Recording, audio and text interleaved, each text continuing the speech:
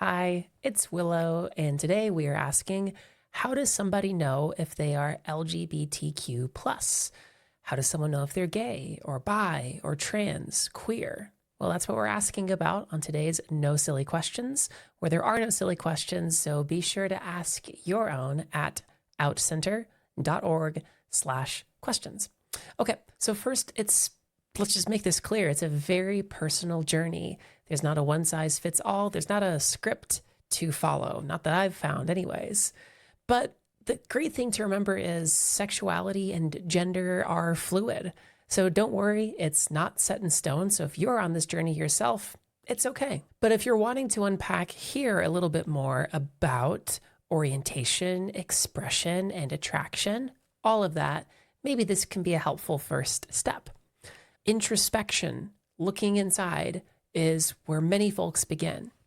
So it could be a gradual awareness, maybe noticing that how you think and feel is different from, we might say, societal expectations about who you're supposed to be attracted to or how you're supposed to act in particular settings or with specific people.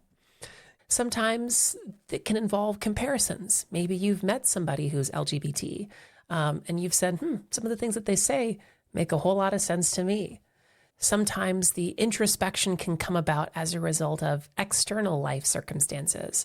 Maybe a breakup can trigger some of these thoughts, or leaving a high control or coercive control type of environment. But when it comes to any aspect of our identities, it's important for us to stay curious, ask questions.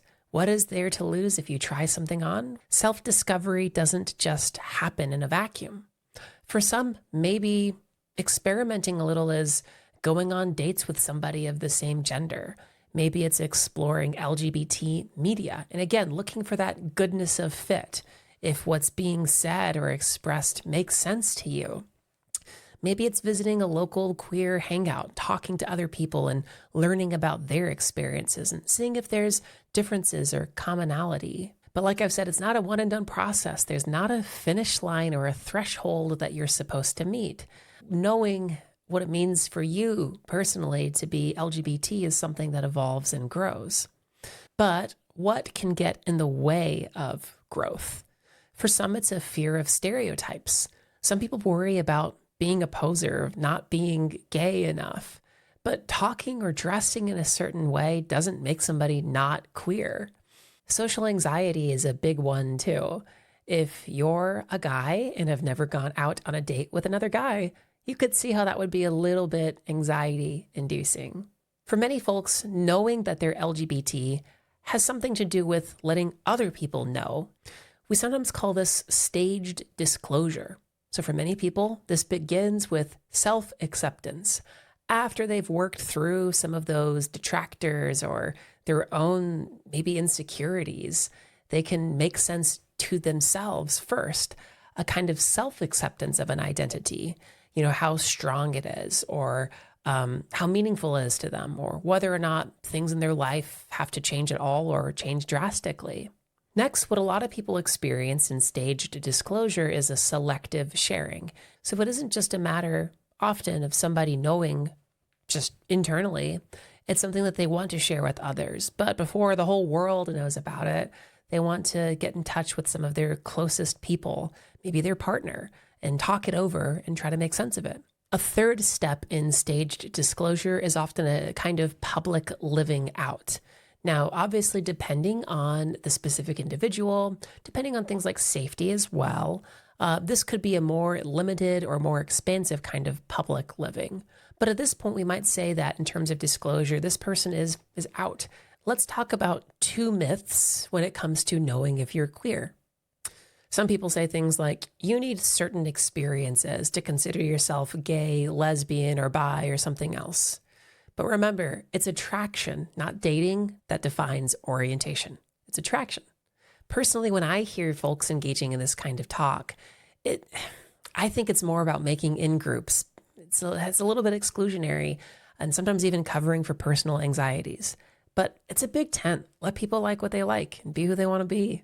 The second myth has to do with labels. Guess what? Sometimes labels are really helpful and sometimes they're really not. It just depends. Like all forms of communication, these linguistic artifacts that we share with one another, we generally use and share labels to attribute meaning. We're trying to say something with the label that we're using, to put it another way.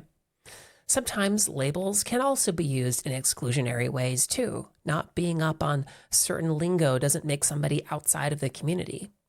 On the other hand, sometimes people claim that labels are just kind of silly. Sometimes there's too many of them, or that they're too limiting. Can you really sum up somebody's experience with a simple term? Well, of course not. Labels are bookends. They're ideas. They're as helpful insofar as they are helpful, as I like to say. They have some helpful aspects to them, and they have limitations. Like all words. I mean, I would never claim that somebody's trans experience is the same as mine, but if I see those blue, pink, and white flags, that's sort of a symbol that says, hey, this is a label. Those are my people. That's how all labels, signs, and other summaries of ideas work. So don't make them do too much, and don't leave them out either. They can be useful in understanding yourself and others. But also, don't be afraid of yourself and who you are, and look for communities in safe places. Sometimes they're online, maybe they're in different cities from where you live. So if you are exploring, I wish you good adventures.